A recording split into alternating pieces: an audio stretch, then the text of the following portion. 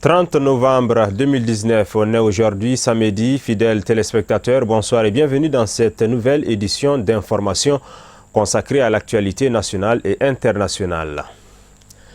Les travaux du séminaire des signataires de l'accord politique de gouvernance sur le dialogue national inclusif se sont déroulés ce samedi 30 novembre au Centre international de conférences de Bamako, présidé par Dr Bokari Tereta, le président donc du regroupement Ensemble pour le Mali. Ce séminaire de préparation de la phase finale du dialogue national a vu la participation des acteurs politiques de la société civile, tous dévoués pour la stabilité du pays. C'est un reportage de Samaïra Sanogo et Nouhoum Kone. Après les phases décentralisées du dialogue national inclusif, à savoir la phase des communes, des cercles, des régions, des ambassades et des consulats du Mali, la seule phase qui reste est celle nationale qui nécessite beaucoup de discussions en vue d'un consensus au niveau national, dans le but d'harmoniser leurs positions et coordonner leurs actions dans le cadre du dialogue. Les principaux signataires de l'accord politique de gouvernance du 2 mai 2019 décident de se retrouver en séminaire. Nous nous réunissons parce que c'est le dialogue national qui va débuter très bientôt. Et vous savez que le dialogue national inclusif qui va débuter sera à la fois, va prendre en compte la synthèse de tout ce qui s'est passé jusqu'ici, la définition de la validation des termes de référence au dialogue décentralisé au niveau commune, région et cercle. C'est la synthèse de tout ceci, plus vraiment les études qui ont été réalisées sur les 6 domaines prioritaires. C'est vraiment nous réunir pour chercher un peu à savoir les positions des uns et des autres pour pouvoir harmoniser nos points de vue dans la perspective du dialogue national. Ce séminaire de préparation de la phase finale du dialogue national inclusif mis en œuvre par le président de la République suite à la demande de la classe politique et de la société civile a une vision d'harmoniser des grandes questions de l'ère. Et aujourd'hui, force est de reconnaître qu'on est sur la dernière ligne droite, et la phase nationale qui va regrouper l'ensemble de tout ce qui s'est passé. Et effectivement, nous avions décidé, nous avions pensé qu'il serait opportun, en tout cas pour nous, classe politique signataires de l'accord politique de gouvernance, de se retrouver pour échanger par rapport aux différentes thématiques et d'avoir un point de vue cohérent. Pour nous, il s'agit de discuter des questions de gouvernance, des questions de réforme politique nationale, notamment des questions qui préoccupent la société tout entière. Il s'agit pour nous, dans le cadre de la mise en œuvre de l'accord pour la paix et la réconciliation, de faire en sorte qu'il puisse y avoir un élargissement de la base politique et sociale des institutions de la République, et en parfaite articulation avec les aspirations et les exigences de l'heure, mais surtout des forces sociales et politiques de ce pays. Le séminaire relatif à la phase ultime du dialogue national inclusif ouvert à tous les signataires de l'accord politique de gouvernance du 2 mai 2019 permettra d'atteindre plusieurs objectifs. D'abord me réjouir très sincèrement que les différentes forces signataires de l'accord politique de gouvernance, les partis politiques et regroupements de partis politiques, ait eu cette belle idée vraiment de se réunir en séminaire, en prélude du dialogue politique, dialogue national inclusif qui va démarrer dans les jours à venir. Au moins pour interroger les thèmes de référence, mettre à plat les réflexions respectives, chacun dans son cadre, et puis travailler pour créer des synergies, s'accorder sur un certain nombre de choses essentielles, harmoniser les points de vue. Retenons que le dialogue national inclusif tant attendu par l'ensemble du peuple malien de l'intérieur ainsi que de l'extérieur est un vaste processus de réconciliation des cœurs et des esprits du peuple malien pour un retour définitif de la quiétude et de la stabilité. Le parti L'Alliance pour le Mali, APM Maliko, a tenu sa toute première conférence nationale ce samedi 30 novembre 2019 dans la salle de conférence de la Maison des Aînés à Hamdallah, à CI2000, en commune 4 du district de Bamako. Les travaux d'ouverture se sont déroulés sous le regard vigilant du président du parti, en présence de ses militants et de plusieurs autres figures politiques de notre pays. C'est un reportage de Kafouné Batili.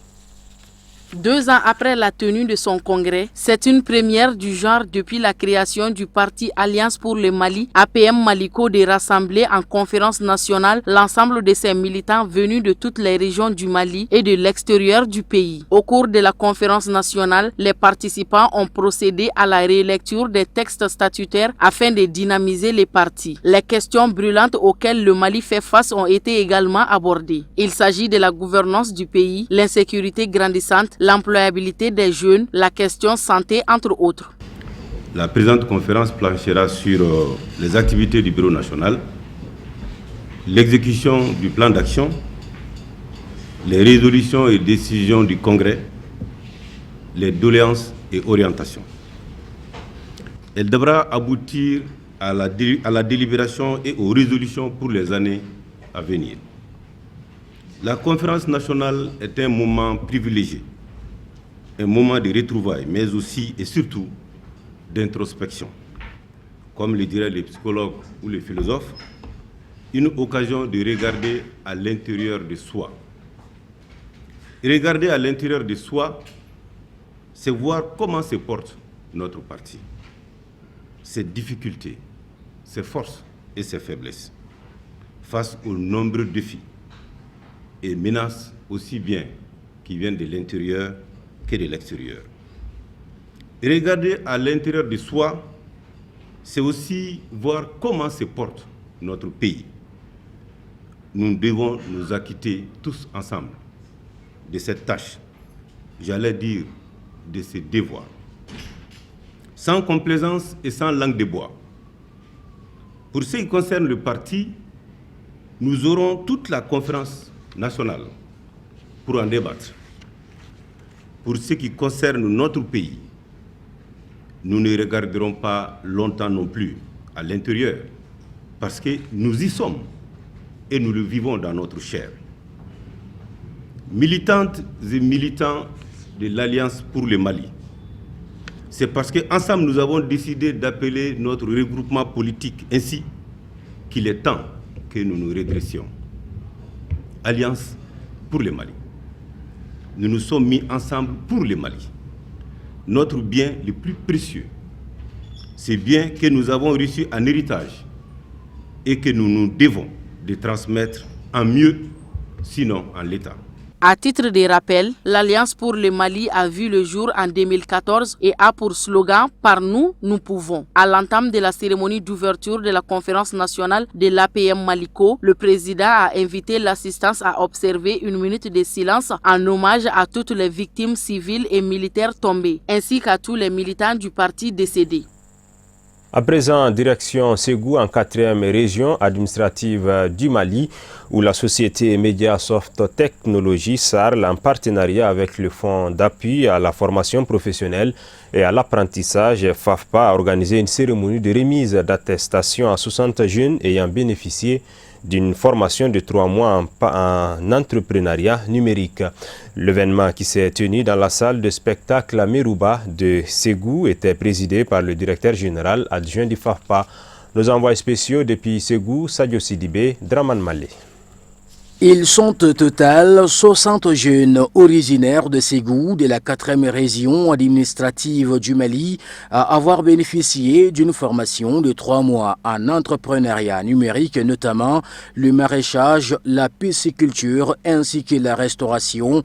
Ce projet de formation qui s'inscrit dans le cadre du programme trimestriel est destiné uniquement aux jeunes entrepreneurs du Mali. Le programme qui nous réunit aujourd'hui, c'est un programme de formation pour la promotion et le renforcement des capacités des jeunes entrepreneurs que nous avions initié depuis le mois de juillet 2018 à Bamako. Nous avons fait 3 éditions là-bas. La 4e édition, nous avons décidé de décentraliser dans la région et plus précisément dans la région de Ségou avec la collaboration des FAFPA. Donc ce projet consiste à former et accompagner 60 jeunes entrepreneurs dans le domaine de l'entrepreneuriat avec les avantages du numérique, de les coacher, en même temps aussi pour la mise en place de leurs projets d'initiative et de leur donner une salle qui permet à ces jeunes-là de travailler là-bas avant qu'ils trouvent leur propre bureau. Donc la formation a duré pendant 3 mois ils ont été formés en informatique, ils ont été formés en entrepreneuriat, en même temps ils ont été formés en gestion des projets et en marketing digital. Les résultats de la première phase de cette formation ont permis de contracter 13 projets dans le but d'aider d'autres jeunes entrepreneurs au Mali. Par ailleurs, le directeur général de la société Mediasoft Technologies Sarl a lancé un appel aux autorités pour leur accompagnement. Concernant les résultats de ces projets, de cette formation, parmi les 60 jeunes, on a eu à concrétiser 13 projets qui sont réalisables, qui ont démarré leurs activités sur leurs fonds propres avec notre compagnie. Et ces 13 projets sont composés de 4 personnes par projet ou 5 par projet. Et Dieu merci, tous ces projets-là existent déjà. Ils ont créé leurs entreprises sur leurs fonds propres et ils travaillent là-dessus jusqu'à présent. Mais quand même, nous lançons des appels par rapport aux autorités régionales ou nationales d'aider ces jeunes-là pour qu'ils puissent booster leur business en même temps aussi afin de recruter beaucoup d'autres jeunes. Les bénéficiaires ont exprimé leur sentiment de satisfaction pour avoir bénéficié de cette formation. Je suis très émue d'avoir bénéficié du programme de formation en entrepreneuriat piloté par Mediasoft Technologies Sarl à Ségou. Aider à monter mon propre projet, de savoir par quoi et quels sont les chemins par lesquels je dois passer pour pouvoir élaborer mon projet et l'appliquer, la pratiquer en fait. Ils ont décidé de nous former, à peu près nous sommes au nombre de 60 personnes durant 3 mois, avec la détermination de Mediasoft, son engagement et sa mobilisation. Je suis satisfait pour la formation que la FOPA et la Mediasoft qui nous ont donnée. Au départ, ils étaient 100 jeunes entrepreneurs qui ont reçu une formation de 3 mois à Bamako, parmi lesquels 60 jeunes, tous de Ségou, viennent d'avoir leur attestation à l'occasion de cette cérémonie de clôture. À cet effet, le directeur général adjoint du FAFPA a remercié la société Mediasoft Technologies Sarl avant de s'en réjouir de cette initiative. Ce projet qui consiste à la formation des jeunes en entrepreneuriat et ensuite à la création de futurs emplois, ce serait la bienvenue. C'est ce qui a incité le FAFPA à accompagner ces jeunes porteurs de projets dont les fruits en 3 mois, ce que nous venons d'assister tout de suite. Ce lancement de ces formations a lieu il y a 3 mois, le 6 septembre. Et aujourd'hui, un vendredi, nous sommes là à la fin de cette session. Remise d'attestation et dégustation de produits ont mis fin à cette cérémonie. Ici à Bamako, la maison de la presse a servi de cadre ce matin pour la tenue de l'Assemblée générale de l'Association pour le développement du cercle de Tenenkou ADCT. L'occasion a réuni sympathisants et responsables de l'association, tous venus pour prendre part aux travaux de cette assemblée statuaire de l'ADCT. C'est un reportage de Abdul Karim Sako.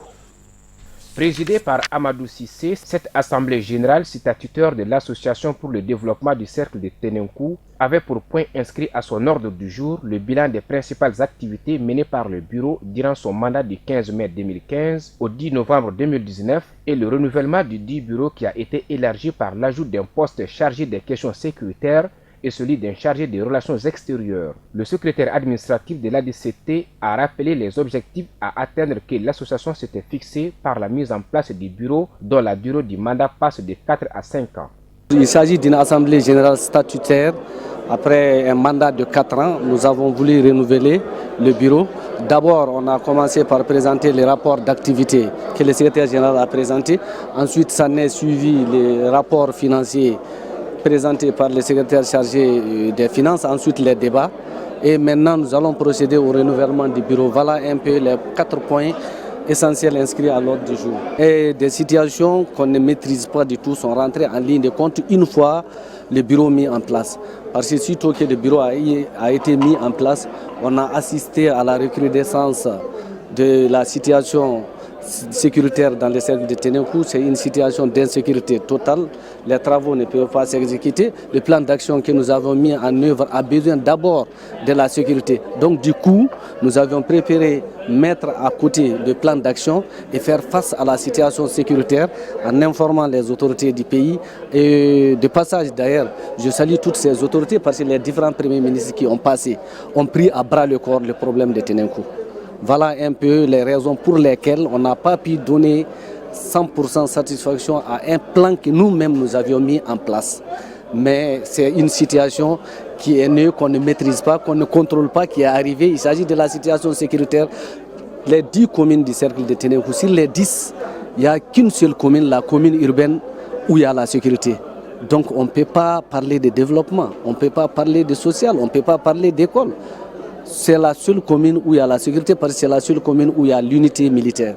Réaffirmant l'attachement de l'Association pour le développement du cercle de Ténenkou à la non-violence et au désarmement de tous les groupes armés, le président de la rencontre a mis un accent particulier sur les défis sécuritaires à relever, gage de tout développement. Mais le développement, cette fois-ci, on l'a mis de côté au profit de la sécurité qui n'est pas la patate, il n'y a pas de paix, il n'y a pas de sécurité, on ne peut pas se développer. Vous avez vu la route Ténenkou maintenant qui était en chantier, a été arrêtée parce que, n'est-ce pas, une mine. N'est-ce pas, les engins sont venus tomber sur une mine et il y a eu des morts et l'entreprise chinoise a perdu quelqu'un. Le bureau de contrôle également a eu beaucoup de blessés et les travaux ont été arrêtés. Donc tant qu'il n'y a pas de paix, il n'y aura pas de développement. Notons que l'Association pour le développement du cercle de Ténenkou s'est beaucoup investie sur le plan humanitaire en mettant tout en œuvre pour obtenir des vivres pour les populations victimes de la situation d'insécurité du pays et sa participation à la signature d'un pacte de non-agression entre Peul et Bambara dans la commune de Kareri.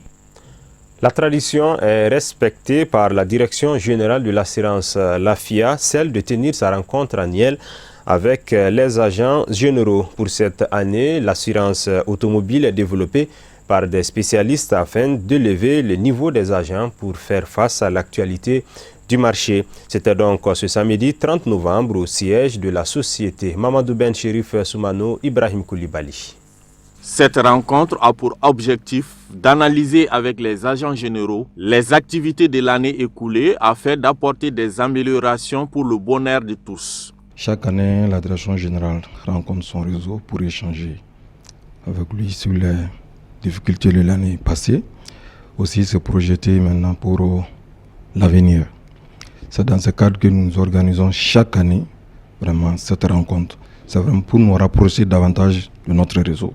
Bon, l'avantage de cette rencontre, c'est vraiment un espace de partage, d'échange d'informations et aussi de formation. Parce que comme vous le savez, le secteur des assurances est un secteur réglementé. Chaque année, il y a des nouvelles dispositions qui sont affichées.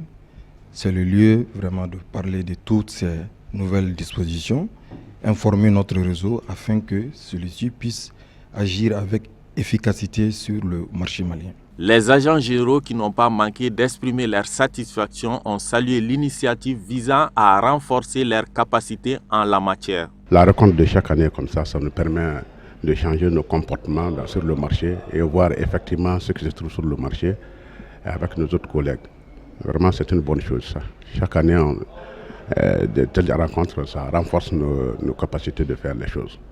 Voilà, mais ça nous renforce également dans notre travail. Vraiment, le monde des assurances est un monde très réglementé. C'est à ce sujet que nous avons décidé d'organiser ces assises pour permettre à nos agents généraux d'être plus performants sur le marché et d'affronter les défis nouveaux. Parce que l'année 2020, par rapport aux augmentations des capitaux, nous entraîne à plus de performances. Au dire du directeur général, l'assurance LAFIA se porte à merveille, d'après les chiffres disponibles. Il a aussi lancé un appel à l'endroit des agents à redoubler d'efforts pour maintenir ses caps. Cette année, la LAFIA a vu son chiffre d'affaires croître d'à peu près 10%. Et notre ratio de couverture qui est avec la marge de solvabilité qui sont les deux, les deux ratios les plus importants sur lesquels le régulateur évalue la santé ou la bonne santé financière d'une société d'assurance. Aujourd'hui, en termes de ratio de couverture, nous sommes à 144% pour une norme admise de 100%, ce qui est vraiment révélateur de la bonne santé financière de notre société. Et la marge de solvabilité aussi, on a un excédent de solvabilité de 1,690 milliard.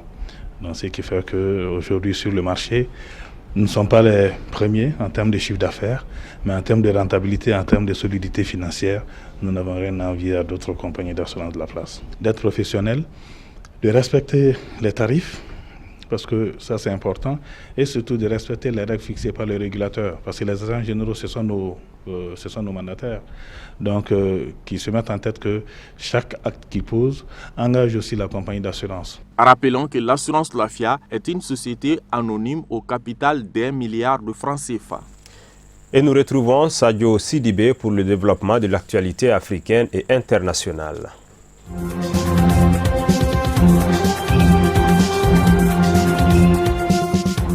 Les forces armées ont mené une opération de démantèlement d'un groupe terroriste qui sévissait dans la province du Naouri, région du centre-sud. Selon l'état-major général, 6 terroristes ont été neutralisés dans la nuit du jeudi à vendredi, parmi lesquels un chef terroriste activement recherché selon l'état-major général des armées. Ce groupe agissait dans la province du Naouri, au centre-sud. Parmi eux figure l'un des lieutenants de Malam Dikou, le chef de Ansarul Islam, avec qui il entretient des liens depuis 2012.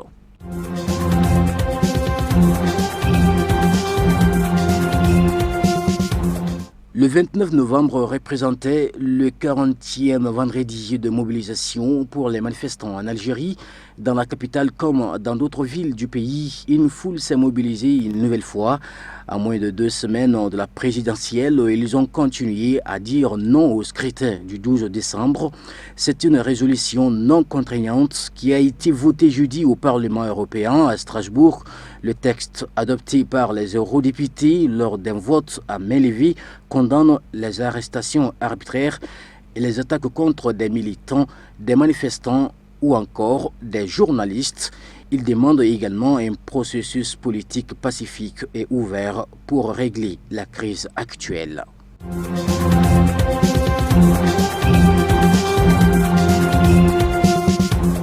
Les membres d'un vaste réseau de prostitution de Nigérians actifs dans plusieurs villes de France en 2016 et 2017 ont été condamnés ce vendredi 29 novembre à Lyon à des peines allant jusqu'à 7 ans de prison ferme. 10 femmes et 13 hommes originaires du Nigeria ainsi qu'un Français avaient été jugés du 6 au 13 novembre. Considéré comme les têtes du réseau, le pasteur Stanley Omoreji a été condamné à 7 ans de prison. C'est également le cas de Jessica Edosonwan, actuellement en fuite. Âgée de 26 ans, elle est l'une des criminels les plus recherchés d'Europe par Interpol. Les prostituées qui étaient à leur tour devenues proxénètes ont elles aussi été condamnées à des peines allant de 3 à 6 ans de prison selon leur degré d'implication et leur ancienneté.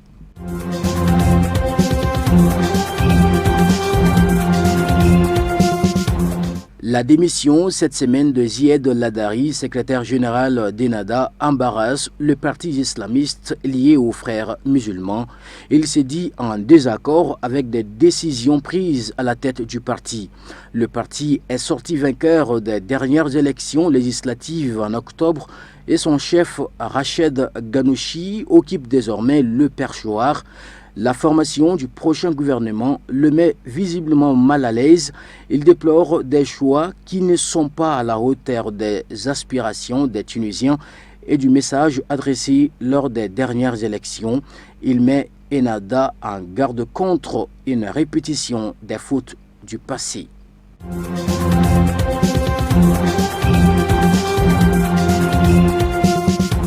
Enfin, l'actualité sur le plan international, l'auteur de l'attaque au couteau qui a tué 2 personnes vendredi à Londres avait déjà été condamné à 16 ans de prison pour des infractions terroristes, a annoncé le chef de l'antiterrorisme britannique, Noël Bassou.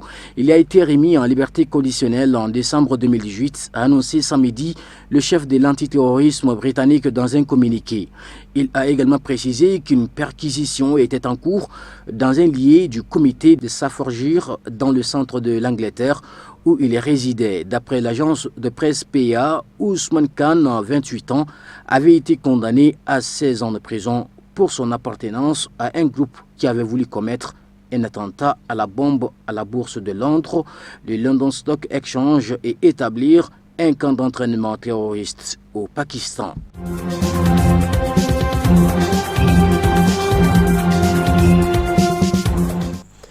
Ainsi s'achève cette édition d'information. Merci de votre aimable attention. Restez connectés, le programme continue sur Chérif la télévision. Bonsoir.